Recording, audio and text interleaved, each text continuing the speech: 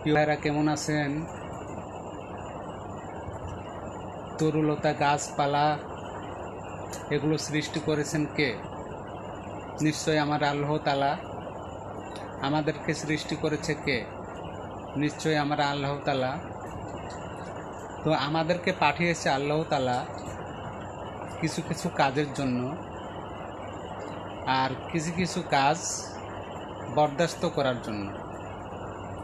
আসলে আমার আল্লাহ তাআলা যেগুলো কাজ করতে নিষেধ করছে আমরা আসলে করব না, যেগুলো কাজ করতে বলছে সেগুলো আমরা করব।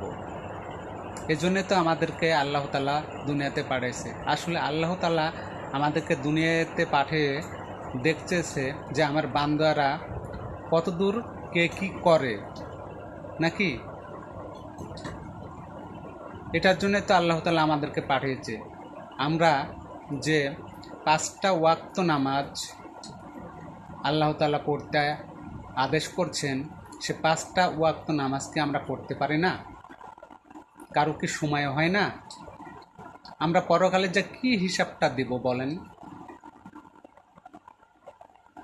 তাই আসুন আজ থেকে আমরা 5টা ওয়াক্ত নামাজ মসজিদে না পারি বাসায় পড়ি, যার যার মনে অফিসে পড়ি। সবাই তো আমরা কর্মজীবী, কাজে ব্যস্ত, রিজিকের মালিক হচ্ছে আল্লাহ। কাজ করি, কাজের ফাঁকে ফাঁকে নামাজ পড়ি। 5টা মিনিট কি সময় আমাদের কি জোটে না?